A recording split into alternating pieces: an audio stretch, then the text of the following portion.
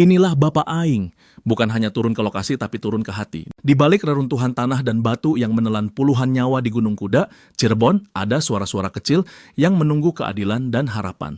Suara anak-anak yang kehilangan ayah, istri yang harus tegar merajut hidup sendiri, dan sebuah janji dari seorang pemimpin yang datang bukan hanya dengan kata-kata, tapi juga tindakan nyata. Ngeri Pak. Ini yang ngeri itu kesini. Iya, Pak. Yang ngeri kesini. Itu udah siap jatuh tuh Pak, Iya, batu. Buah pegangan itu. Tadi malam 11.30 malam sudah dikembalikan semua setelah melewati identifikasi 7 orang berobat jalan. Ada yang masih di dalam? Ada satu yang di rumah sakit di Parumpon ya.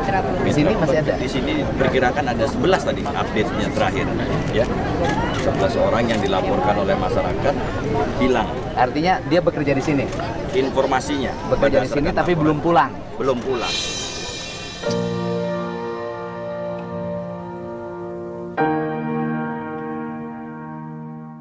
Ini bukan sekadar duka, ini adalah panggilan hati untuk bersama membangun kembali masa depan yang hancur, tapi tak seharusnya menghancurkan harapan. Bapak Aing datang tak sekadar meninjau lokasi, tapi merasakan luka mereka dan berjanji, kalian tidak sendiri. Terima kasih atas pendampingan Bapak di luar saya terima. Sekolah semuanya. Ya terima kasih banyak.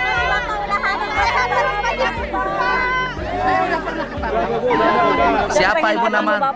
Teman Ibu Lilis. Ibu Lilis yang Iis tuh di sini ngapain? Jambang jualan minuman. Oh, jualan minuman.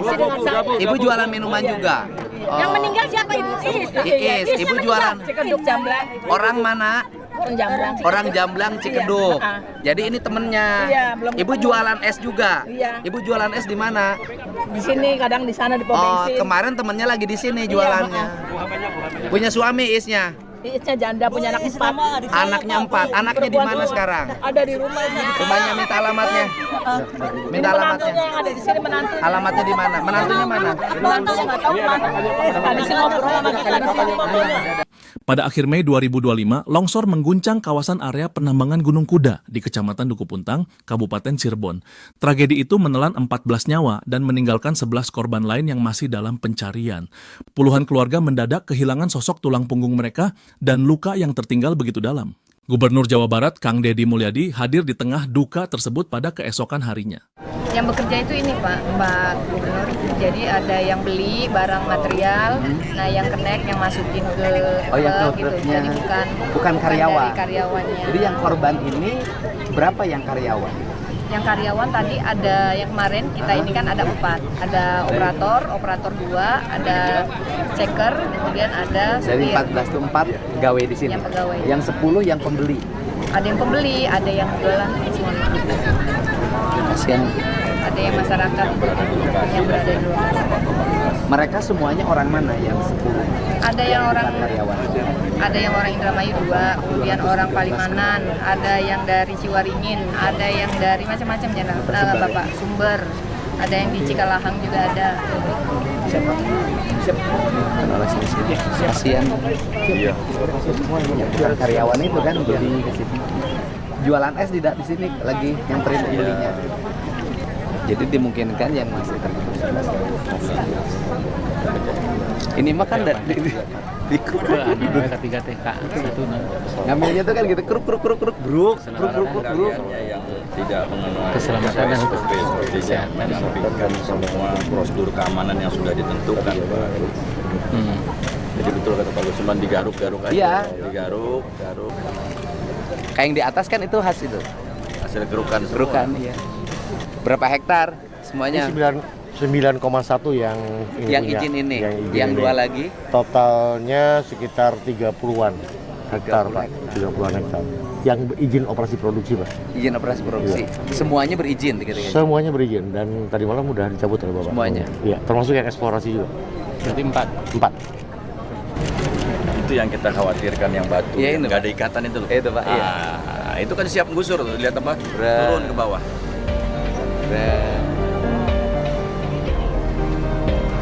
Masih ada. Padahal yang di situ masih hutan ya, masih hijau ya.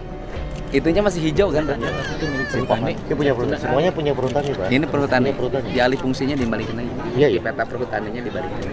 Kemarin komunikasi dengan Badan Geologi Kehutanan mau tutup juga, Pak, di stop. Ya lagi juga perhutanan disewa-sewakan ke harti aja. Salah satu momen paling menyentuh adalah saat beliau bertemu dengan keluarga korban yang kehilangan ibunya yang seorang pedangan es, yang juga menjadi korban longsor.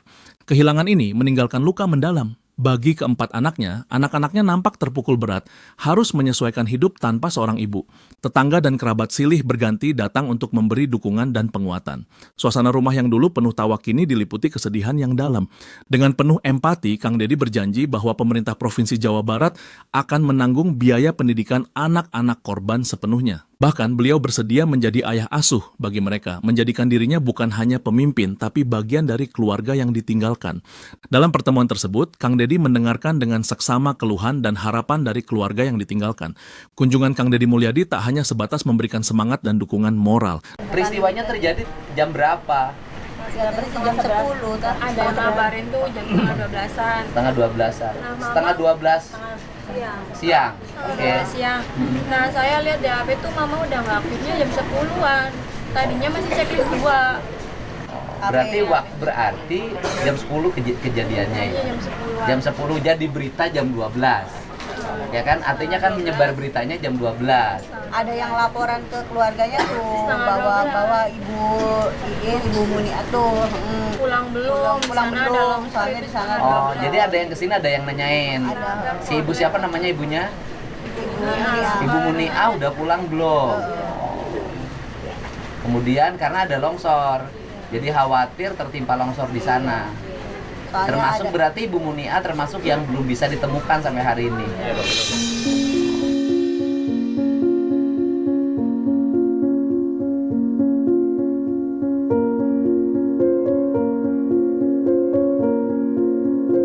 Di sini berapa orang asalnya?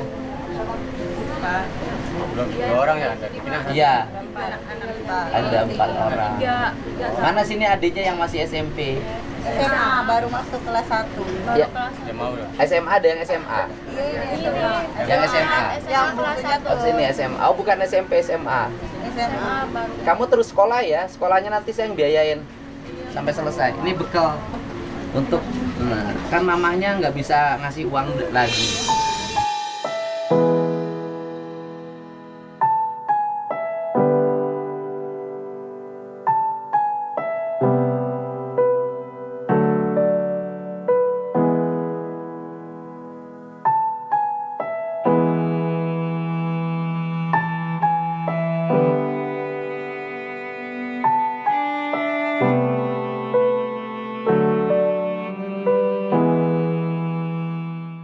Dalam pertemuan berikutnya bersama seluruh keluarga korban, terlihat bagaimana Kang Dedi menahan tangis saat mendengar cerita dari istri korban yang harus membesarkan anak-anaknya seorang diri dan juga cerita dari keluarga korban lainnya, tanpa bantuan dari pihak penambang.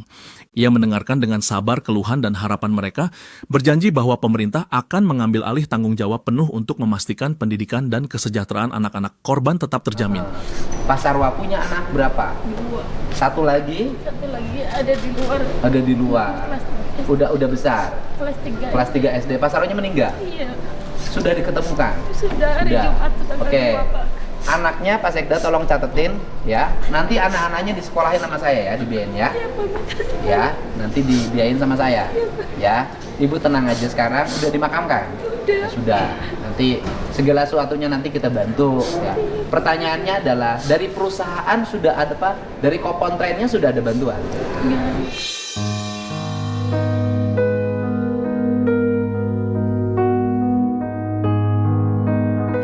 Kamu tetap sekolah ya, nanti bapak yang nanggung biaya sekolahnya ya. Ya, bapaknya udah diketemukan. Oh, masih kemungkinan terkubur. Iya, ya udah. Ujian sekolahnya kapan? Besok ujian ya. Jangan terganggu ya. Ya, oke. Ya, ini di mana sekolahnya? Kelas 2. Sekolah ya. Nanti dikirimin tiap bulan. Ya. Punya anak 2.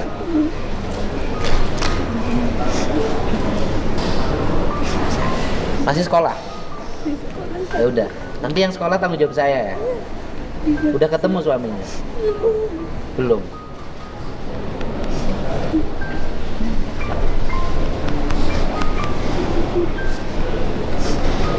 Belum ya? Ya, sebentar. Ya, ini? Bapaknya. Udah ketemu? Udah. Meninggal? Masih sekolah?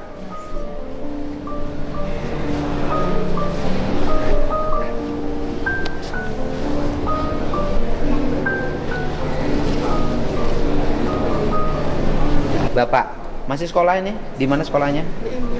MU. Udah kamu terus sekolah ya? Bapaknya meninggal? Udah ketemu? Punya berapa bapak anaknya?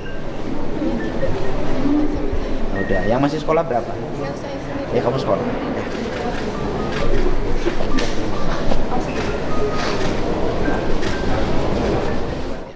Lebih jauh, Kang Deddy mengingatkan pentingnya tanggung jawab moral dan etika dalam pengelolaan usaha, terutama yang menyangkut keselamatan dan lingkungan.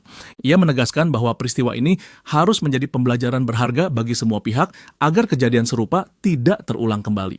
Menindaklanjuti kejadian tersebut, sebagai langkah tegas, Kang Deddy secara resmi mencabut izin tambang Gunung Kuda yang sebelumnya dikelola oleh Koperasi Pondok Pesantren Al-Azhariyah. Kemudian pemerintah Provinsi Jawa Barat memang pada tahun ini mengevaluasi melakukan moratorium terhadap seluruh perizinan penambangan. Sehingga tambang-tambang yang memiliki potensi kerusakan lingkungan, kemudian tidak memiliki standarisasi kerja yang baik, memang oleh kita dihentikan dan sudah banyak yang oleh kita ditutup. Jadi moratorium dilakukan ketika melihat perizinan. Jadi izin yang habis tidak kita perpanjang. Jadi ini izin habisnya bulan Oktober. Tetapi karena ini peristiwanya terjadi saat ini dan Dinas SDM Provinsi sudah beberapa kali memberikan surat peringatan tentang bahaya pengelolaan tambang ini. Tetapi kan kalau langsung menghentikan kan kita tidak bisa. Nah untuk itu maka tadi malam kami sudah mengeluarkan sanksi administratif dalam bentuk penghentian izin, pencabutan izin dari tambang ini. Ini kan dikelola oleh Koperasi Pondok Pesantren. Koperasi Pondok Pesantrennya bernama Al-Azhariyah. Dan kemudian di samping ini ada dua lagi kan, ada dua tambang yang sama yang dikelola oleh yayasan. Jadi tiga-tiganya sudah kami tutup tadi malam. Beliau mengungkapkan bahwa sejak tahun 2021 telah memperingatkan tentang potensi bahaya di kawasan tersebut. Namun aktivitas penambangan tetap berjalan karena perusahaan pengelola merasa telah mengantongi izin resmi sejak tahun 2020. Saya sudah 3 tahun yang lalu sudah datang ke sini, waktu saya masih anggota DPR RI. Saya sudah meminta sama pengelola untuk dihentikan. Standarisasi safety-nya ini saya lihat kurang. Ini masuk kan, masuk. Jadi kalau ini dari atas roboh ini habis. Ya Pak. Kemarin yang roboh mana? Oh ini, Pak, punten agak aja ya. Takut ini takut meleleh. Ya makanya saya, kok ini gini, Bapak bilang takut meleleh. Lah ini kenapa nggak dihentikan dulu? Ini kan harusnya dihentikan dulu, Pak. Karena ini potensi untuk robohnya kuat. Ya. Bapak bilang ke saya, awas lo takut. Lo ya, Bapak bilang ke saya, takut meleleh, takut ada apa-apa. Lo karyawan Bapak nggak takut ada apa-apa. Ya. Jadi ini harus dihentikan dulu, karena ini beresiko tinggi, berbahaya. Standarisasi penambangannya tidak ditempuh menurut saya. Sehingga ini memiliki resiko yang sangat tinggi bagi keselamatan karyawan dan para pegawai. Terutama orang-orang yang kuli-kuli itu. Beliau juga meminta evaluasi menyeluruh pada semua izin tambang yang ada di Jawa Barat, khususnya di wilayah rawan bencana. Juga kita sudah menutup hampir ratusan tambang ilegal. Dan akan kita konsisten terus kita laksanakan penutupan di berbagai tempat dan Pak Kapoldanya relatif tegas. Seminggu yang lalu kita tutup tambang yang ada di Tasik. Dan mungkin dalam waktu dekat kita lagi memproses pidana penambangan di Tasik. Jadi sudah banyak langkah yang kita lakukan dan peristiwa ini peringatannya menurut keterangan Kepala SDM-nya juga baru kan, sudah beberapa kali diingatkan oleh Pemprov Jabar. PR kita terhadap kerusakan lingkungan di Jabar itu banyak dan tindakan kita ini kan kadang-kadang berhadapan dengan masyarakat itu sendiri yang menginginkan tambang itu ada. Tetapi bagi saya hari ini saya lebih memilih konservasi, pengelolaan lingkungan, penyelamatan lingkungan daripada sekedar ekonomi. Setelah ini juga kita akan manggil perhutani ya. Ini kan perhutani ini banyak sekali areal-areal hutan yang berubah menjadi areal tambang. Padahal kan Perhutani ini adalah perusahaan pengelola hutan, bukan pengelolaan pengusaha tambang. Ini kan lagi-lagi dulu perkebunan itu menjadi PT sewa tanah, nah sekarang Perhutani menjadi PT sewa lahan untuk pertambangan. Nah ini perusahaan yang BUMN yang aneh-aneh ini segera memperbaiki diri. Ini dosa ini. Dalam reruntuhan dan air mata, ada cahaya harapan yang mulai menyala. Kepedulian Kang Deddy Mulyadi menjadi pelita bagi keluarga korban. Bukti nyata bahwa di tengah kesedihan ada pemimpin yang hadir dengan hati dan tindakan. Karena di balik setiap tragedi bukan hanya tentang kehilangan, tapi tentang bagaimana kita bangkit bersama demi masa depan yang lebih baik dan penuh harapan. Anak-anaknya saya tanggung biaya pendidikannya sampai selesai SMA, bila perlu sampai perguruan tinggi, Pemprov menanggung mereka. Kehidupan keluarga yang ditinggalkan kita akan jamin sampai mereka kembali normal, misalnya punya suami lagi atau anak-anaknya punya kemampuan untuk membiayai keluarga. Ya, terima kasih. Terima kasih.